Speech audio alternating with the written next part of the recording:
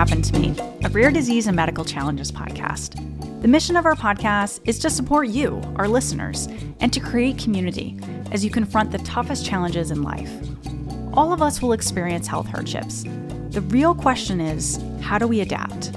That's the focus of It Happened to Me. We help you overcome limitations and live a full and satisfying life.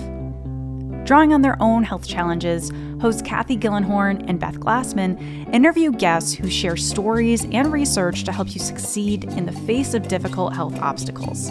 It happened to me. I'm not alone, and neither are you.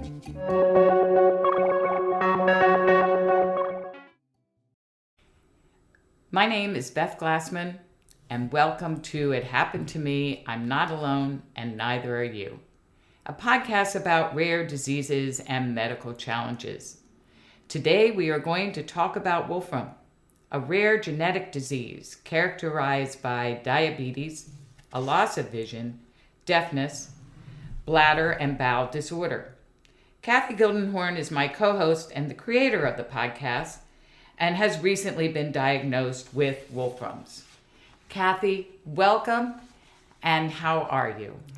Thank you. I'm delighted to be here. And today I'm doing beautifully. It's a lovely day, a little chilly, but a lovely day. Cathy, thank you for taking us on your Wolfram journey. When were you diagnosed with Wolfram? I was diagnosed with Wolfram right around 2019, November, right before the pandemic hit.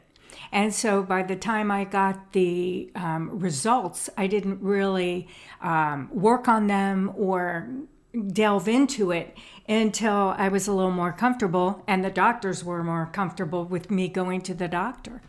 And how was the diagnosis made? The diagnosis was a journey.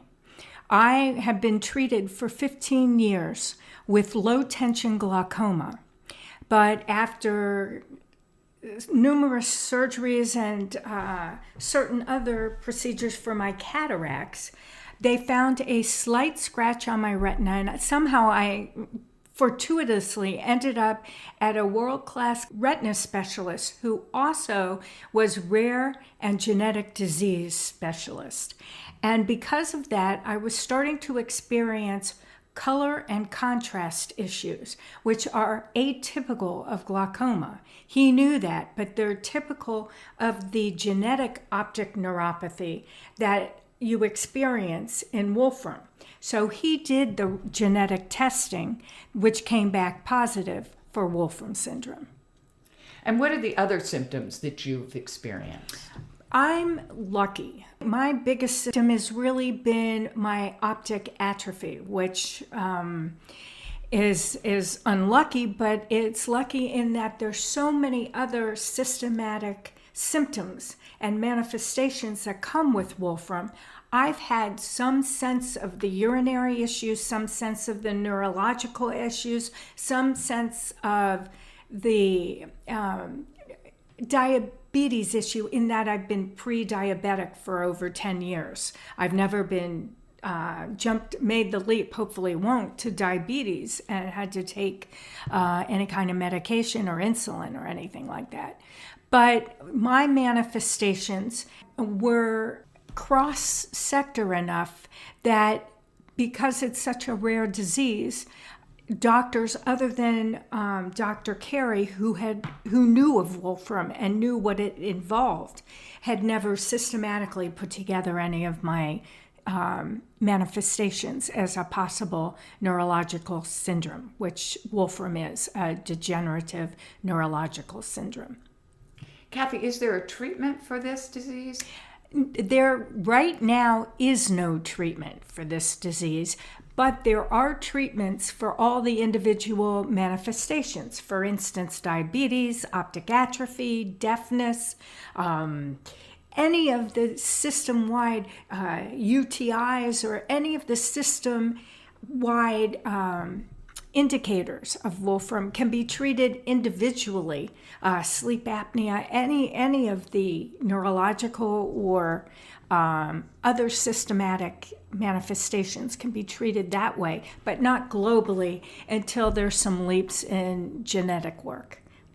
Now, as you said, there's so few people that have been diagnosed with this disease.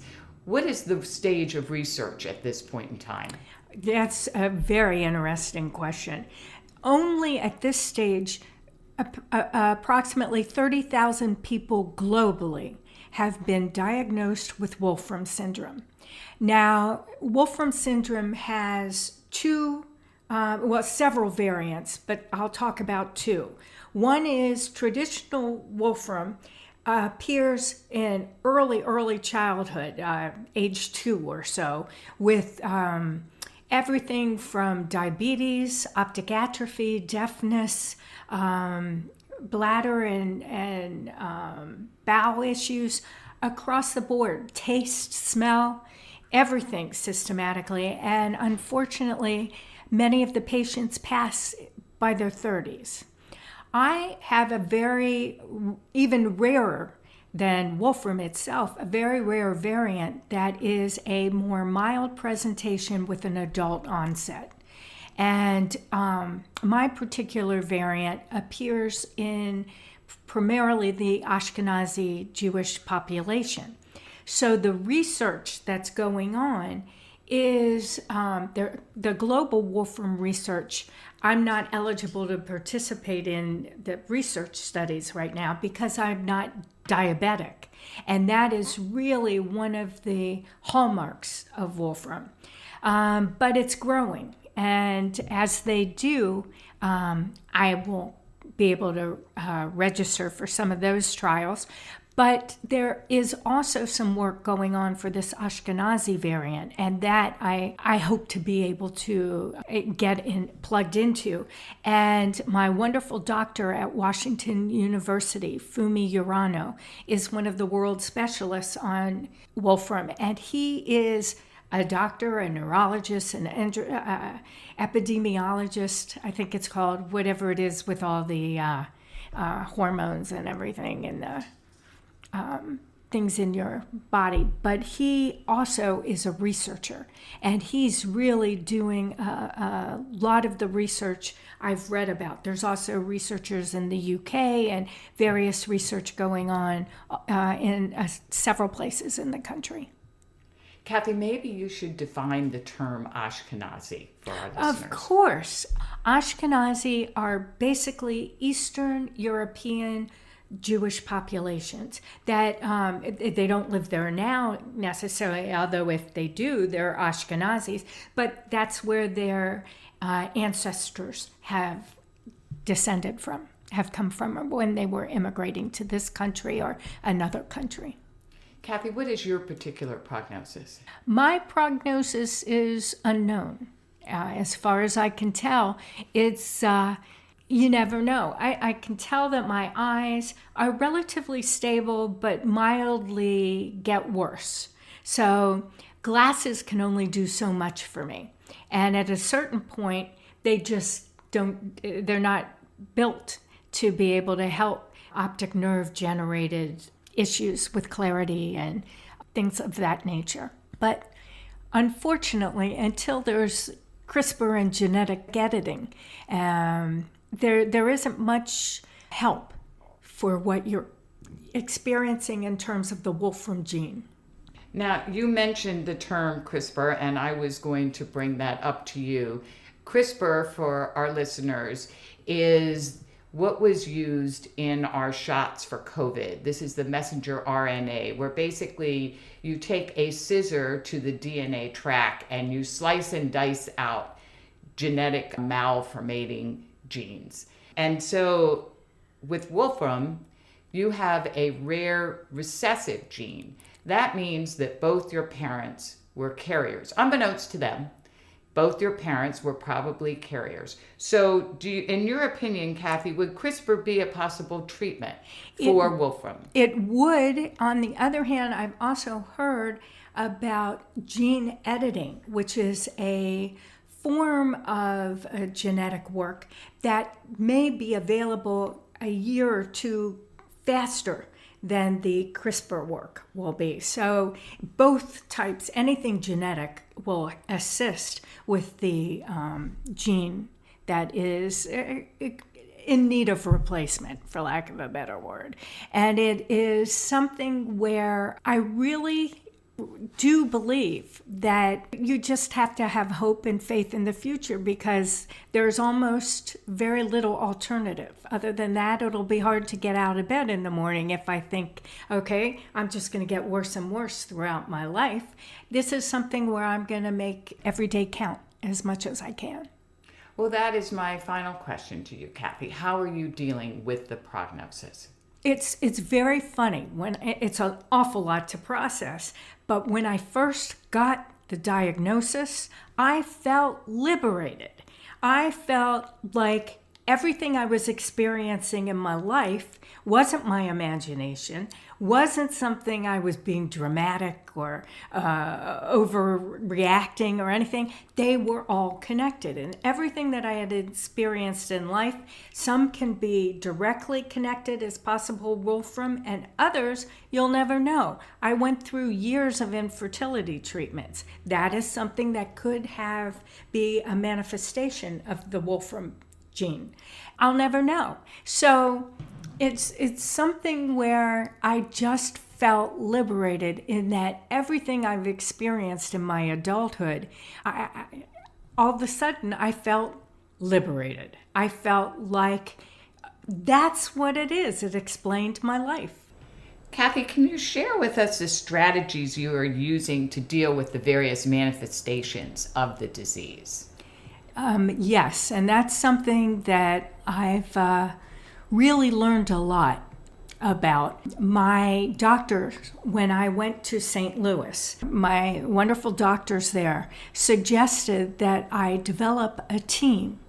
And I didn't quite understand how involved and how important that was, but arguably at the time I was given this advice, I didn't need to go see all these doctors for treatment as much as I needed to develop a relationship, so that if this particular manifestation shows up, I'm not starting from scratch and spending a year trying to find a doctor, get an appointment, get a prognosis, and get a treatment. So what I did is I set up a chart in my office where I wrote down all the systematic manifestations that I was experiencing, and then researched the best doctors, either through the internet, through word of mouth, through other doctors, that I found the best specialists in each of those fields.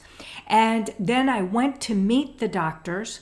I gave them my manifestation sheet that I created for Wolfram, so that they would know how systematic it is, not how limited it is just to whatever their specialty was, and explained what Wolfram is as a neurodegenerative syndrome, and that I was attempting to develop a group of specialists for a team approach to help me look at things globally and system-wide throughout my body. And I'd say 90% were absolutely thrilled to be on the team, and were so just grateful for the education and the awareness that I was able to raise relative to a very rare genetic disease called Wolfram syndrome, which many of them had never heard of, and were delighted to help and assist in any way possible. So that's something that for people that do have a rare disease, whether genetic or not, I think it's important to ask your general for guidance, but think beyond the simple constructs of this specialist for this, that specialist for that, and your general for everything else. Because I think it's important to develop a team if you're experiencing any kind of systematic manifestations that could be connected globally within your body. Well, Cathy, I want to thank you for sharing your journey of Wolfram's with us. I think the most important thing that we learn in life is that life will throw us a curveball. We are going to experience a life or health challenge at some point in our life. And our hope is that this podcast will help you deal with that challenge. It's the ability to adapt to the challenge that marks the success and fulfillment and the betterment of life. So thank you for helping us learn from you, and I hope this was helpful for our listeners as well. In the meantime, be well. Thank you. Thank you, Beth.